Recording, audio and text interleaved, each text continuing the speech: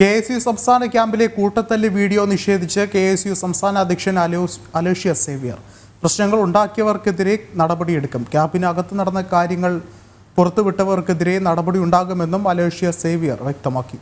അതേസമയം സംഭവത്തിന്റെ നിജസ്ഥിതി അന്വേഷിക്കുമെന്ന് കോൺഗ്രസ് നിയോഗിച്ച അന്വേഷണ കമ്മിറ്റി അംഗം MM നസീർ അറിയിച്ചു.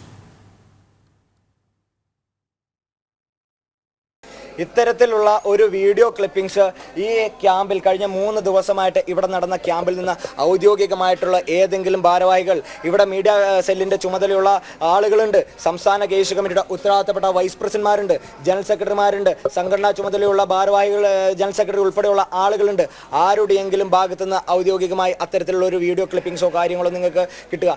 എന്താണ് ഇന്ന് രാവിലെ മുതൽ മാധ്യമങ്ങളിലേക്ക് വരുന്നത്? വലിയ സംഘർഷമാണ്, വലിയ കൂട്ടത്തല്ലാണ്, വലിയ കലാപമാണെന്ന് പറയുമ്പോഴും നിങ്ങളെ ഉൾപ്പെടെയുള്ള ആളുകൾ ഇവിടെ ഹാളിലേക്ക് കടന്നു വന്നതാണ്. വ്യത്യസ്തമായിട്ടുള്ള സംസ്ഥാനത്തിന്റെ വിവിധ ജില്ലകളിൽ നിന്ന് കടന്നു വന്നിരിക്കുന്ന വിദ്യാർത്ഥികൾ അടുക്കും ചിട്ടയോടും കൂടി ഒരു ക്യാമ്പിന്റെ സമാപ്തിയിലേക്ക് അടുക്കും ചിട്ടയോടും കൂടി പോകുമ്പോൾ എങ്ങനെയാണ് ഇത്തരത്തിലുള്ള ഒരു വാർത്ത നിങ്ങൾക്ക് കൊടുക്കാൻ സാധിക്കുന്നതെന്ന് ചോദിക്കുകയാണ്.